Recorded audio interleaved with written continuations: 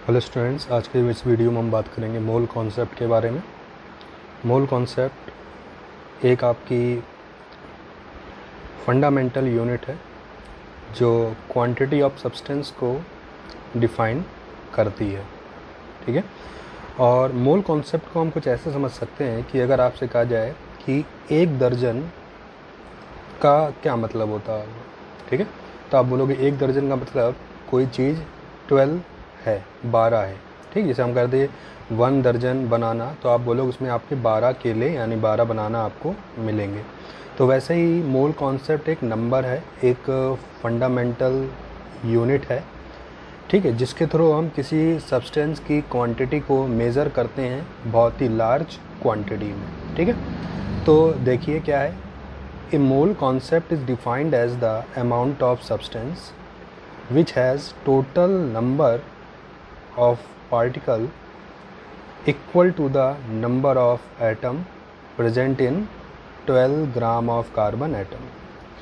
मतलब 12 gram carbon atom में जितने नंबर ऑफ एटम होंगे, ठीक है, उसको डिफाइंड करता है मोल कॉन्सेप्ट। यानी 1 मोल मतलब होगा कार्बन 12 आइसोटोप्स के 12 ग्राम में जितने कार्बन एटम प्रेजेंट हैं। तो कितने कार्बन एटम प्रेजेंट हैं, तो इसको हम लोग कैसे कैलकुलेट करेंगे, तो वही बताया गया है, number of atom in 12 gram carbon 12 isotopes has been determined exactly by using mass spectroscopy.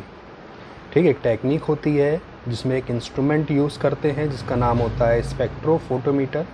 उसकी हेल्प से हम ये पता करते हैं कि कार्बन 12 आइसोटोप्स के 12 ग्राम में कितने कार्बन एटम होंगे, ठीक है। With this technique mass of 1 carbon atom has been found to be 1.992648 into 10⁻⁻23 gram. और जब इस टेक्निक से हमने कार्बन 12 आइसोटोप्स के एक एटम का हमने मास कैलकुलेट करा, तो वो मास कितना आया आपका, ठीक है। तो यहाँ से आप लोगों ने क्या देखा कि एक कार्बन एटम के मास को हमने कैलकुलेट कर लिया मास स्पेक्ट्रोस्कोपी से। अब 12 ग्राम में कितने एटम होंगे, तो उसके लिए हमें क्या करना होगा, इस मास वैल्यू से 12 ग्राम कार्बन में डिवाइड कर देना होगा, ठीक है।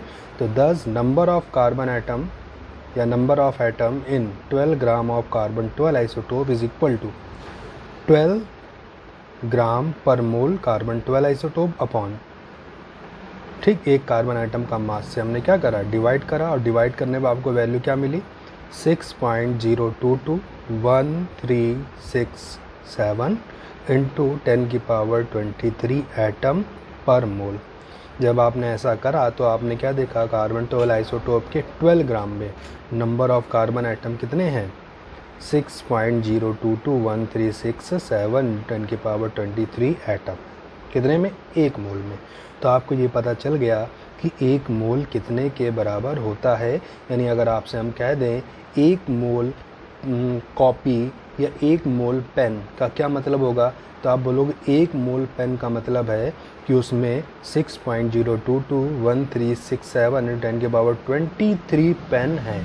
हम आपसे बोले एक मोल कॉपी का क्या मतलब होगा, तो आप बोलोगे उसमें इतनी कॉपी है। तो ये मतलब होता है मोल का। और मोल कॉन्सेप्ट क्या है, इस चीज़ के बारे में हमने जाना। अब हम इससे रिलेटेड कुछ और चीज़ों के बारे में देखते हैं आगे। फिर क्या है, this number is very important and it is in the honour of Avogadro.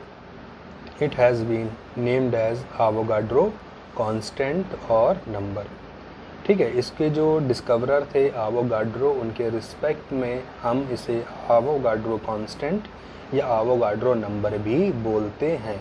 और इसे रिप्रेजेंट किससे करते हैं, एन और सफिक्स में एन ए, ठीक, एन सफिक्स में ए, यानी आवोगाड्रो नंबर। यानी अगर आपसे पूछा जाए कि आवोगाड्रो नंबर कितना होता है, तो आप क्या बोलोगे, 6.022, ठीक, इंटू 10⁻23। शॉर्ट में आप 6.022 याद रख सकते हैं, ठीक है। तो आवोगाड्रो नंबर का मतलब इतना ही होगा। आपसे बोला जाए 1 मोल का मतलब इतना ही होगा। मतलब अगर आपसे कहे कि 1 मोल एटम का क्या मतलब होगा, तो आप क्या बोलोगे 6.022 × 10⁻23 एटम होंगे। और इस पूरे एटम को आप शॉर्ट में एवोगाड्रो नंबर यानी Na एटम भी लिख सकते हो। ऐसे आपसे बोले 1 मोल मॉलिक्यूल का क्या मतलब होगा, 1 मोल मॉलिक्यूल मतलब इसमें कितने मॉलिक्यूल होंगे, 6.022 × 10⁻23 मॉलिक्यूल होंगे, यानी कितने Na मॉलिक्यूल होंगे। ऐसे आपसे पूछे अगर हम 1 मोल आयन, तो मतलब कितने आयन, ठीक, उतने एवोगाड्रो नंबर यानी ये आयन होंगे। आपसे पूछा जाए 1 मोल इलेक्ट्रॉन मतलब कितने इलेक्ट्रॉन होंगे, इतने इलेक्ट्रॉन होंगे, ठीक है।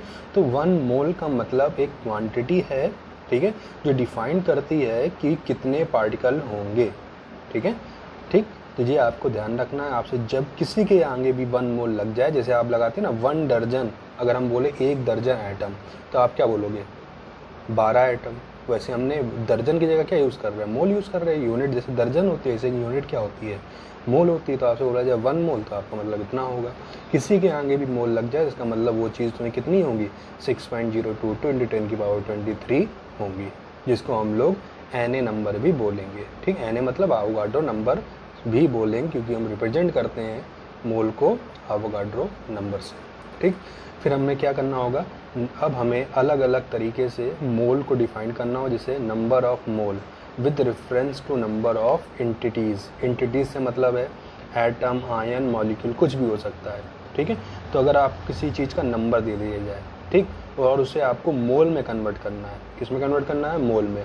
कि आपसे बोला जाए कि बताओ 10 एटम कितने मोल के बराबर होंगे, 20 एटम कितने मोल के बराबर होंगे, ठीक है। तो जब आपको किसी भी सब्सटेंस की नंबर दे दिया जाए, वो सब्सटेंस यानी एंटिटीज़ आपकी एटम, मॉलिक्यूल यानी एनीथिंग, कुछ भी हो सकता है, बुक, पेन, पेंसिल, कॉपी, कुछ भी।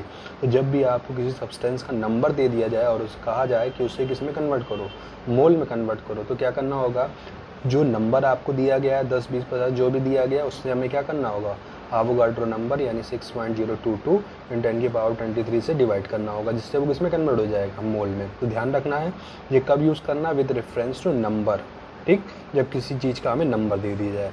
सेकंड है मोल में कन्वर्ट करने का तरीका, number of mole with reference to mass. जब आपको किसी सब्सटेंस का मास दे दिया जाए कि कोई आपका सब्सटेंस है जो इतनी 20 ग्राम है, 30 ग्राम है, ठीक है, तो ध्यान देना होगा ग्राम यूनिट में होना चाहिए। अगर अदर यूनिट में है तो उसको कन्वर्ट कर लेना। तो उसका कितना मास दिया गया है, नहीं क्या लिखेंगे, गिवन मास ऑफ सब्सटेंस किसमें, इन ग्राम अपॉन मोलर मास। उसका मोलर मास कितना है और उसका गिवन मास जो आपको दिया गया है, तो गिवन मास में मोलर मास से डिवाइड कर लेंगे। मोलर मास हम उसके मॉलिक्यूलर फॉर्मूले से, जैसे हमने पीछे आपको बताया था ना मॉलिक्यूलर मास कैलकुलेट करना, वैसे आप उसका मोलर मास भी कैलकुलेट करते हो, डिवाइड करके उसको किसमें कन्वर्ट कर सकते हैं, मोल में।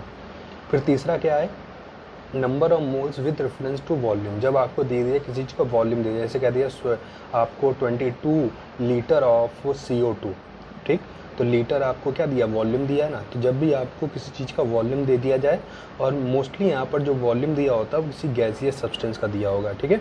तो जब भी आपको किसी चीज़ का वॉल्यूम दे दिया जाए और आपको उसको मोल में कन्वर्ट करना है, तो क्या करना होगा, given volume of gas at STP। ध्यान रखना होगा वॉल्यूम किस पे गिवन होना चाहिए, STP कंडीशन यानी स्टैंडर्ड टेम्परेचर प्रेशर की कंडीशन पे हमें गिवन होना चाहिए, वो भी किस यूनिट में, इन लीटर यूनिट में। और उसमें हमें क्या करना होगा, 22.4 से डिवाइड करना होगा, जिससे वो किसमें कन्वर्ट हो जाएगा, मोल में।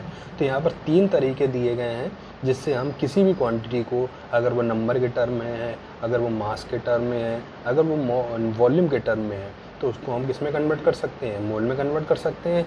और मोल में कन्वर्ट करने के बाद हम उसमें ये बता सकते हैं कि इसमें वो चीज़ कितनी होगी, 1 होगी, 2 होगी। तो इस तरह से हम उसको कैलकुलेट कर सकते हैं। तो ये चीज़ें आपको ध्यान रखनी है। ये आपका था मोल कॉन्सेप्ट और मोल में कन्वर्ट करने का तरीका। तो ये आपको ध्यान रखना है, बहुत ही इंपॉर्टेंट टॉपिक है मोल कॉन्सेप्ट। इसके ऊपर बेस्ड आपके न्यूमेरिकल हैं, तो अब हम देखेंगे इसके ऊपर बेस्ड कुछ न्यूमेरिकल की, ठीक है, जिसको हम नेक्स्ट वीडियो में देखते हैं।